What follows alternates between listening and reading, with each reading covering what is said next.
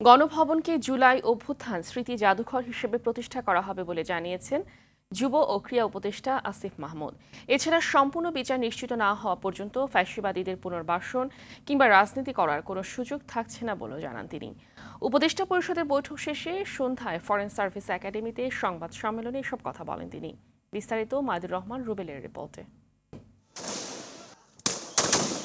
ছাত্র জনতার গণ অভ্যুত্থানের মুখে ৫ আগস্ট দেশ ছেড়ে পালিয়ে যান শেখ হাসিনা, যার মাধ্যমে অবসান ঘটে আওয়ামী লীগের টানা প্রায় ১৬ বছরের শাসনের। ছাত্র জনতার আন্দোলনে হাজারের অধিক মানুষের মৃত্যুর ঘটনাকে স্মৃতি হিসেবে জাতির সামনে তুলে ধরতে গণভবনকে জাদুঘরে পরিণত করার সিদ্ধান্ত নিয়েছে উপদেষ্টা পরিষদ।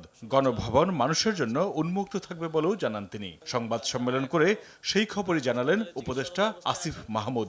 এই জুলাই গণ অভ্যুত্থানের স্মৃতিকে, শহীদদের স্মৃতি এবং বিগত ফ্যাসিবাদী সরকারের আমলে যত অন্যায় অবিচার হয়েছে সব কিছুর স্মৃতি সংরক্ষণ করার জন্য গণভবনকে জুলাই গণ অভ্যুত্থান স্মৃতি জাদুঘর হিসেবে প্রতিষ্ঠা করা হবে। ছাত্র জনতার আন্দোলনে মানুষ হত্যার দায়ে আওয়ামী লীগকে উদ্দেশ্য করে তিনি বলেন, যে দল বা জোট বাংলাদেশে ফ্যাসিবাদ কায়েম করেছিল তারা আর ফিরতে পারবে কিনা তার সিদ্ধান্ত নেবে জনগণ। ছাত্র জনতার অভ্যুত্থানের ভিত্তিতে গঠিত একটি সরকার।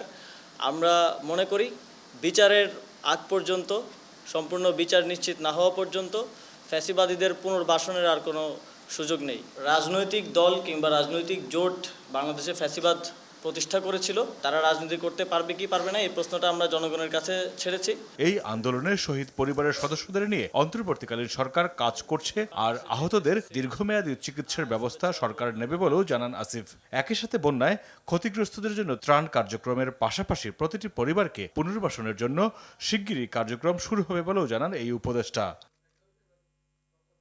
মাইদুর রহমান রুবেল, RTV, ঢাকা।